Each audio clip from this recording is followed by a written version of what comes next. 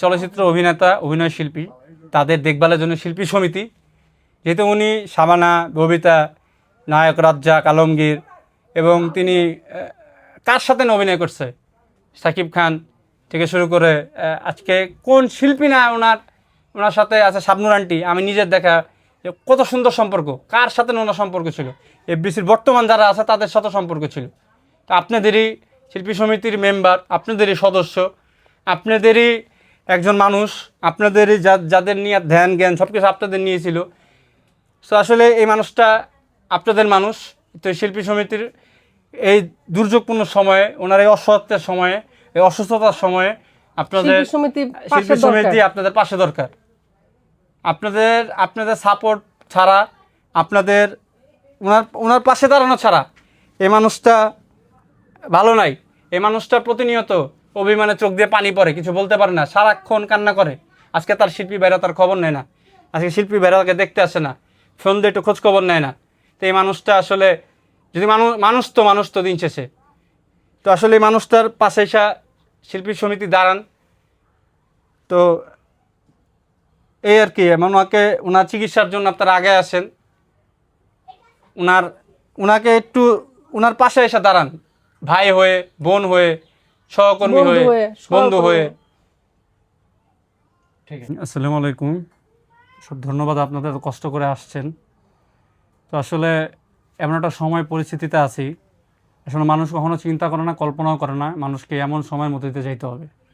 আসলে বাস্তবতা নিয়ে এখানে আসছি। আমার আব্বা চলচ্চিত্র নিবেদিত প্রাণ, যার ধ্যান জ্ঞানই ছিল চলচ্চিত্র নিয়ে, শিল্প, সাহিত্য, সংস্কৃতি নিয়ে। অনেক অপরচুনিটি থাকা সত্ত্বেও তিনি তার পুরো জীবনটা চলচ্চিত্রে কাটিয়ে দিয়েছেন এই বাংলাদেশের চলচ্চিত্রকে সারা বিশ্বে মাথা উঁচু করে দাঁড়াবার জন্য।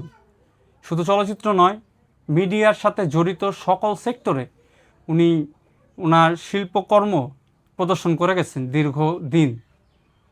আজকে তার দুঃসময়ে শিল্পী, কলাকুশলীরা তাকে মনে না রাখলেও অবশ্যই এফডিসির প্রতিটা ধুলো বালি, এফডিসির প্রতিটা ইট, প্রতিটা ইঞ্চি ইঞ্চি তার সম্বন্ধে জানে, তার সময় যে অতিবাহিত করেছে সে সম্বন্ধে জানে। আসলে আমার আব্বা উনি চলচ্চিত্র অভিনয় শিল্পী, এবং শুধু অভিনয় শিল্পী না, উনি যেহেতু এফডিসির গেটের বাইরে দাঁড়ায় ছিলেন, অনেক কষ্ট প্রতিহত নিয়ে তার জায়গাকে তিনি তৈরি করছিলেন। তার ভিতরে ওই মহব্বত তৈরি হয়েছিল যে এফডিসি আগে যখন চলচ্চিত্রের একটা স্বর্ণালী যুগ ছিল, আগে চলচ্চিত্রের বাইরে সবাই কিন্তু দাঁড়ায় থাকতো শিল্পী হওয়ার জন্য বা শিল্পীদের দেখার জন্য। এই মানুষগুলোকে উনি এফডিসিতে জায়গা করে দিতেন সহশিল্পী হিসেবে অভিনয় করাতে। আজকে অনেককে আমরা দেখি, তো উনার বদলতেই মানুষের যোগ্যতায় আগে যায়, কিন্তু উনার সাপোর্টেই কিন্তু অনেকে প্রতিষ্ঠিত হয়েছে। এবং উনি শুধু অভিনয় করে নাই, যেভাবে সংস্কৃতিতে অভিনয় শিল্পী সরবরাহ করছে, বিভিন্ন ট্যালেন্ট খুঁজে আনছে, এবং চলচ্চিত্র বিজ্ঞাপনে ওনার মেধাবী প্রপ সরবরাহের মাধ্যমে উনি যোগ্যতা রেখে গেছেন। আজকে দীর্ঘদিন উনি অসুস্থ। তো উনি 2015 সালে প্রথম স্ট্রোক করে, এরপর 17 সালে একবার করে, এরপর 2022 সাল থেকে লাগাতার উনি অসুস্থ।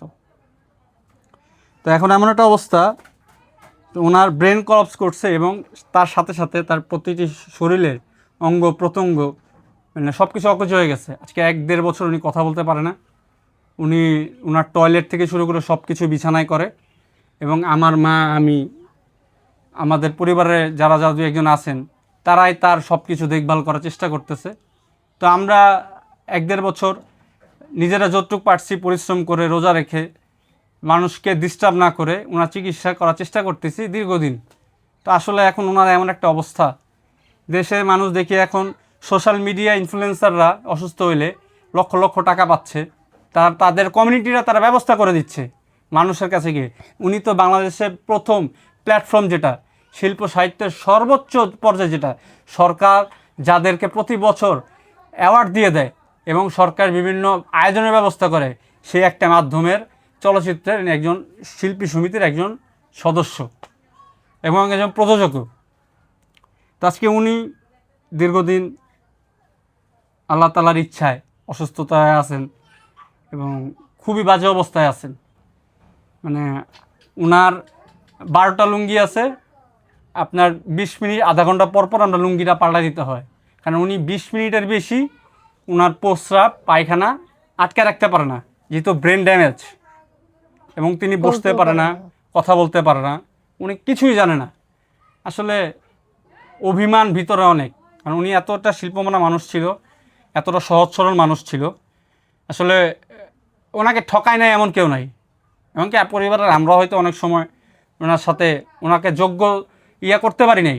তো এইগুলি নিয়ে আসলে একটা ছবি বানায় আমরাও মানুষ, যেটা রিলিজ দিতে পারে নাই, বা যাদেরকে নিয়ে কাজ করছে এডিটর রহিম থেকে শুরু করে আরও অনেকে আছে, ছবিটা বোঝাও দেয় নাই।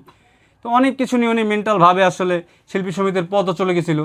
সব কিছু মিলে উনি আসলে মানসিকভাবে এতটা আঘাত পাইছে, আঘাত পাওয়ার পরে আজকে উনার আজকে এই অবস্থা, নির্বাক হয়ে গেছে যেটাকে বলে।